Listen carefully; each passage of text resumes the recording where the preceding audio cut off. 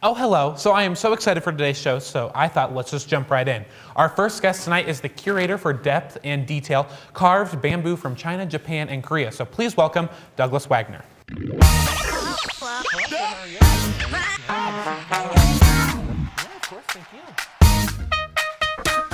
So it was a very brief introduction because I wanted to get right into the exhibit. Sure. So tell us a little bit about depth and detail. Well, depth and detail was given its name because of the nature of the material that's in the show. Okay. It is 165 pieces, give or take, of bamboo artwork from China, Korea, and Japan, drawn from pieces that the museum was given from the Lutz Bamboo Collection. Okay. The museum holds about 1,000 pieces now, give or take, of bamboo artwork. And we've selected a gallery on the 5th floor of our north building to highlight bamboo as a material.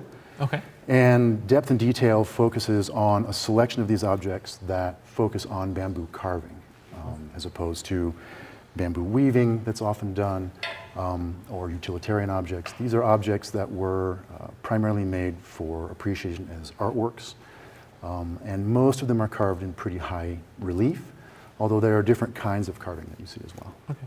So what is bamboo carving? What does that look like? Or? Well, so bamboo itself is basically a form of grass that grows prolifically in East Asia, actually also in Africa and other places in the world, South America, North America. But it's a material that is used for all kinds of purposes.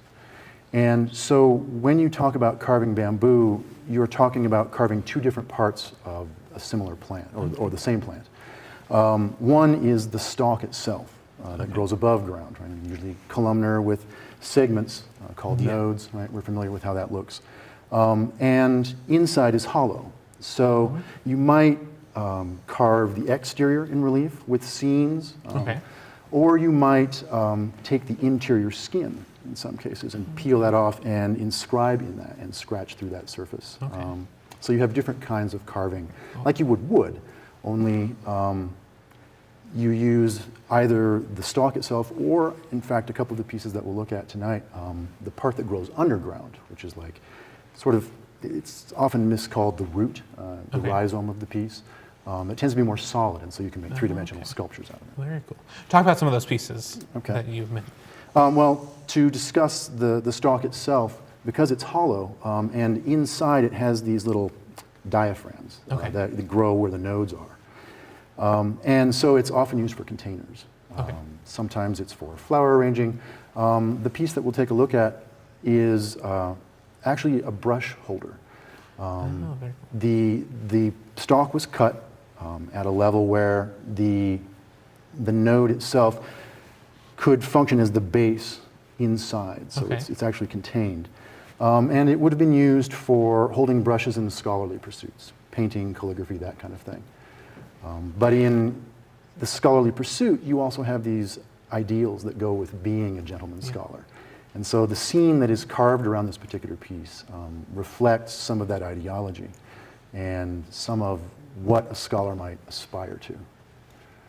Very cool. And there was one called Logboat with Immortals, correct? Right. So that's a different one. That's a different one. What's that one look like? Now that one is actually carved from the part that grows beneath the ground. And it's not called the root. No, well, this it's is mistaken for the root. Right, it's part of the root system. Okay. Bamboo grows by propagating underground. Okay. And so the part that helps the plant spread underground is called the rhizome. Okay. And that's actually what this is. I'm not a bamboo expert. No, so and I'm not a trying to botanist, grasp so I don't want to get into the details of that. But this particular piece was carved from the part that grows underground. And you can see how its curvature would sort of lend it to growing to the next stage of its growth. Okay. The logboat with Immortals, it's called that because it is carved in this very intimately precise detail of little human figures and leaves growing over the top of these figures. These Immortals were invited by the Queen Mother of the West, whose peach orchards grow the peaches of immortality. And it fruits every 3,000 years. And so in celebration of her birthday, she invited the Immortals to come and partake in this. And so receiving the invitation, these Immortals, out of the stump, create this boat and sail across the sea to join her for her birthday celebration. So all these pieces, where would they historically be found? Would these, are these more common pieces or a little bit higher class? Or? These two pieces probably would have been found either on the desk of a scholar, Okay. Someone who perhaps took exams to work for the Chinese imperial government, or a scholar who was trying to escape from the sort of rigors of imperial bureaucracy, which is sort of what the story around the brush pots talks about. Yeah. The other part, the other piece, the logboat might have been viewed in that same kind of circumstance, this idea of the Taoist immortals and the characteristics that they possess. Or it might have been carved for an imperial figure, someone who was looking at the idea of immortality to perpetuate their rule, that kind of thing. And all these pieces are from China, Japan, and Korea. Correct. So how did you group those together? I mean, besides the geographical aspect, what kind of put all those together? Well, so we looked at the entire collection that we had. Depth and Detail is actually the third iteration of exhibitions that we've had in this bamboo gallery, the Walter and Mona Lutz bamboo gallery. And these pieces were selected because of the nature of the carving.